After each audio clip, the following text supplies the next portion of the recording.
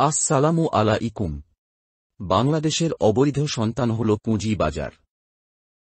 বাংলাদেশের পুঁজি বাজার নিয়ে একজন বিশেষজ্ঞের লেখা অনুসারে এই ভিডিওটি করা হল।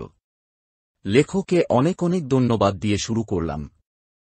আমার 1 কোটি টাকা আছে, আমি ব্যাংক থেকে আরও 1 কোটি টাকা লোন নিলাম। মোট 2 কোটি টাকা দিয়ে একটা বিস্কুট কোম্পানি বানালাম, এর নাম দিলাম বিস্কুট লিমিটেড কোম্পানি। ভিডিওটি না টেনে পুরোটি শুনুন এবং সাবস্ক্রাইব, লাইক, শেয়ার এবং কমেন্টস করে সাথে থাকুন। এবার একটা মার্চেন্ট ব্যাংকে গেলাম, সোনালী ব্যাংকের মার্চেন্ট ব্যাংকের হেড অফ অপারেশনকে বললাম আমার biscuit company biscuit limited company কে স্টক এক্সচেঞ্জ এ লিস্টেড করতে চাই। কিন্তু স্টক এক্সচেঞ্জের নিয়ম হচ্ছে মিনিমাম 40 কোটি টাকার নিচের কোনো পেইড আপ ক্যাপিটালের কোম্পানিকে লিস্টেড করা যায় না, কিন্তু আমার কোম্পানি তো মাত্র 2 কোটি টাকার কোম্পানি। মার্চেন্ট ব্যাংকের হেড অফ অপারেশন বললেন, সমস্যা নাই ভাই, আপনার কোম্পানি আমরা লিস্টেড করে দিব, কিন্তু শর্ত হচ্ছে আপনি আমাকে 8 কোটি টাকা দিবেন, আমি কষ্ট করব, আমার পারিশ্রমিক হিসাবে আপনি আমাকে আলাদা 2 কোটি টাকা দিবেন, এটা আবার আমার ব্যাংক যেন না জানে, টোটাল 10 কোটি টাকা। আমি জবাব দিলাম, আমি কিভাবে 10 কোটি টাকা দিব?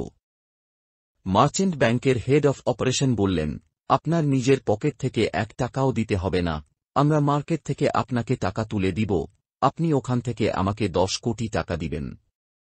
আপনি আপনার 50% শেয়ার বিক্রি করবেন, আর বাকি 50% শেয়ার নিজের কাছে রেখে দিবেন। আমি ওনার শর্তে রাজি হলাম।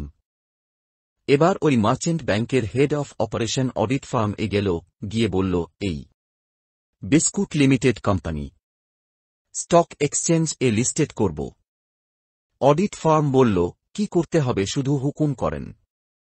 হেড অফ অপারেশন বললেন, বেশি কিছু না, কেবল এই 2 কোটি টাকার কোম্পানিকে 40 কোটি টাকা ভ্যালুয়েশন করে দেখাতে হবে। অডিট ফার্ম বলল, কোনো সমস্যা নাই, তবে বস এবার কিন্তু একটু বাড়িয়ে দিতে হবে, স্টাফদের স্যালারি দিয়ে মাস শেষে লোকসান হচ্ছে, এবার 2 কোটি টাকার নিচে পারব না। শেষ পর্যন্ত নেগোসিয়েশন করে 1 কোটি টাকায় রাজি হল। এবার head of operation securities and exchange commission chairman এর পিয়নকে ফোন দিল। পিয়ন ভেবে অর্ডিনারি পিয়ন ভাবার সুযোগ নাই, এই পিয়ন বাকি 100 পিয়নের মতো অর্ডিনারি পিয়ন না, এই পিয়ন অনেক পাওয়ারফুল। পিয়নকে বলল, নতুন একটা বিস্কুট কোম্পানি মার্কেটে লিস্টেড করতে হবে, কাজটা করে দিতে হবে। পিয়ন বলল, স্যার কিন্তু এখন 2 কোটি টাকার নিচে কোনো কাজ পাশ করে না, এর নিচে কাজ হবে না, আর জিনিসপাতির দাম বাড়ছে, বউ বাচ্চা নিয়ে না খাওয়ার অবস্থা, মেয়েটার ভার্সিটির বেতন বাকি পড়ছে, আমার দিক একটু দেখেন। হেড অফ অপারেশন বলল, ওকে ডিল ফাইনাল, কাজ করে দেন। হেড অফ অপারেশন এবার স্টক এক্সচেঞ্জের টপ লেভেল এ যোগাযোগ করল, বলল, এই বিস্কুট কোম্পানি অ্যাপ্রুভ করে দিতে হবে। স্টক এক্সচেঞ্জ বলল, ঠিক আছে, কিন্তু 2 কোটি টাকা নিব, এর নিচে হবে না। 2 জনে রাজি হল, ডিল ফাইনাল। এবার 2 কোটি টাকার বিস্কুট কোম্পানিকে 40 কোটি টাকা দেখিয়ে আইপিওর জন্য অ্যাপ্লাই করা হল। 50% শেয়ার মানে 20 কোটি টাকার শেয়ার মার্কেট এ ছাড়া হল, প্রিমিয়াম প্রাইস 5 টাকা যোগ করে 30 কোটি টাকা, মানে 1 কোটি টাকার অরিজিনাল শেয়ার বিক্রি করে মার্কেট থেকে তোলা হল 30 কোটি টাকা। এবার আমি আমার কথা মতো 10 কোটি টাকা সোনালী ব্যাংকের মার্চেন্ট ব্যাংকের হেড অফ অপারেশনকে বুঝিয়ে দিলাম, আর বাকি টাকা আমার, মানে আমার পকেটে ঢুকল 20 কোটি টাকা। হেড অফ অপারেশন স্টক এক্সচেঞ্জকে 2 কোটি টাকা দিল, আর স্টক এক্সচেঞ্জ এ যারা আছে তারা এই 2 কোটি টাকা নিজেদের মধ্যে ভাগাভাগি করে নিল। অডিট ফার্মকে দিল আরও 1 কোটি টাকা, আর বাকি টাকা সোনালী ব্যাংকের কমিশন হিসাবে নিল নিজের জন্য বাকি টাকা। আর 2 কোটি টাকা দিল সিকিউরিটিজ এন্ড এক্সচেঞ্জ কমিশনের চেয়ারম্যানের পিয়নকে, সাথে পিয়নের মেয়ের ভার্সিটির বকেয়া বেতন বাবদ দিলে আরও 10 লক্ষ টাকা। পিয়ন তার স্যারকে বলল, স্যার দুনিয়ায় এখন আর মানুষ নাই, সব অমানুষ হয়ে গেছে। আমাকে বলছিল 2 কোটি টাকা দিবে, কিন্তু 20 লক্ষ টাকা কম দিছে। আমারে বলছিল কিছু টাকা দিবে, 1 টাকাও দিল না স্যার। সে তার স্যারকে 1 কোটি 80 লক্ষ টাকা দিল। স্যার পিয়নকে 2 লক্ষ টাকা দিয়ে নিজের কাছে 1 কোটি টাকা রেখে বাকি টাকা কয়েকটা খামে ভরে তার কলিগদেরকে পাঠিয়ে দিল। এইটুকু পর্যন্ত অনিয়ম আর কারসাজির প্রথম স্টেজ শেষ। এবার দ্বিতীয় stage. Biscuit limited company market listed হল আর আইপিও প্রাইস হল 15 টাকা। ট্রেড শুরু হল, একটা 15 টাকা শেয়ার পাবলিক 50 টাকা করে বাই করল। আমার তো মাথা খারাপ। আমার বাকি অরিজিনাল 1 কোটি টাকার শেয়ারের মার্কেট ভ্যালু 100 কোটি টাকা। আর অলরেডি তো 20 কোটি টাকা পকেটে ঢুকাইছি। এবার আমি আমার বাকি 50% শেয়ারও বিক্রি করা শুরু করলাম, কিন্তু এত শেয়ার বিক্রি করব, পাবলিক তো খাবে না। তাই অ্যাকাউন্টেন্টকে বললাম, লাস্ট 3 মাসের আর্নিং দেখাও, 3 কোটি টাকা লাভ। অ্যাকাউন্টেন্ট বলল, স্যার, সারা বছর কোম্পানি লাভ করে 1 কোটি টাকা, আর 3 মাসে কিভাবে 3 কোটি টাকা লাভ দেখাবো? আমি জবাব দিলাম, ঢাকা ইউনিভার্সিটি থেকে কি নকল করে পাশ করছ? 3 মাসের লাভ দেখাবা 3 কোটি টাকা, এরপরের 9 মাসের আর্নিং 2 কোটি টাকা লস দেখিয়ে অ্যাডজাস্ট করে দিবা, সোজা হিসাব। মাত্র 1 পিস শেয়ার মানে 10 টাকার একটা শেয়ার কেবল নিজের কাছে রাখলাম, আর বাকি সব শেয়ার বিক্রি করে দিলাম, নিজের পকেটে ঢুকলাম আরও 100 কোটি। পাবলিকের থেকে খাওয়ার আর কিছু নাই। এবার কোম্পানি ফোকাস করা শুরু করলাম। বিস্কুট লিমিটেড কোম্পানি প্রতি বছর 1 কোটি টাকা প্রফিট করছে। আমি কোম্পানির হিসাবে নিজের স্যালারি রেমুনারেশন ধরলাম 40 লক্ষ টাকা, বউকে বানালাম চেয়ারম্যান, বউয়ের স্যালারি রেমুনারেশন ধরলাম 50 লক্ষ টাকা। ছেলে মেয়ে 2টা আছে, 2টাকে আরও 2টা পোস্ট দিয়ে ওদের স্যালারি ও রেমুনারেশন ধরলাম 10 লক্ষ টাকা। টোটাল 1 কোটি টাকা আমার ফ্যামিলি স্যালারি রেমুনারেশন বাবদি নেয়া শুরু করলাম।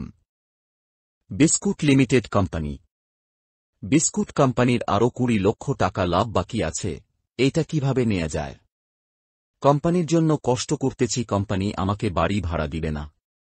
নিজের বাড়িতে থাকি তো কি হইছে, অন্য কোথাও থাকলে তো ভাড়া দিতে হতো। কোম্পানি থেকে বছরে 10 লক্ষ টাকা বাড়ি ভাড়া বাবদ চার্জ করলাম।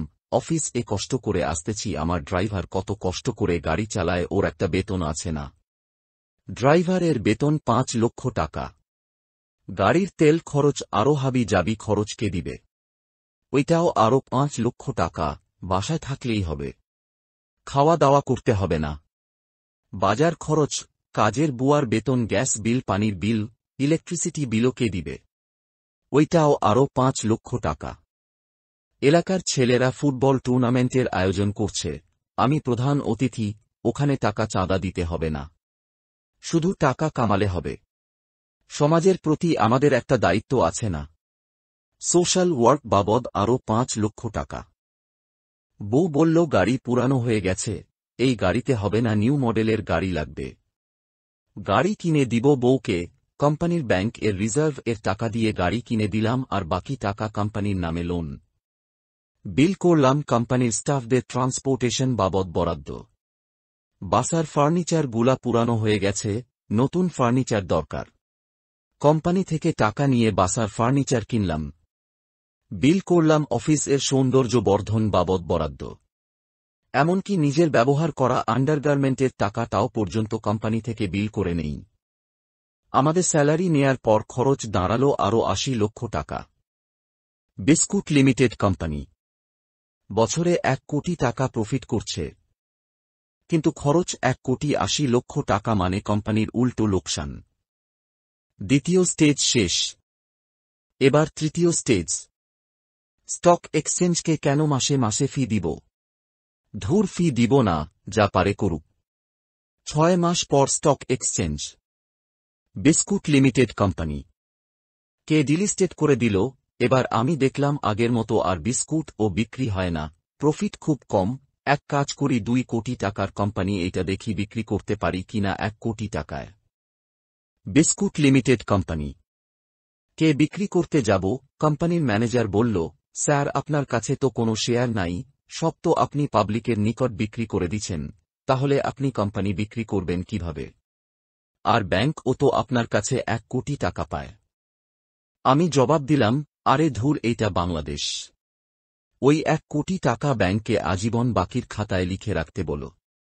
আর পাবলিক কোর্ট দৌড়াবে, রায় আস্তে আস্তে ওদের নাতিপুতিও দুনিয়া থেকে চলে যাবে, বুঝ নাই ব্যাপারটা।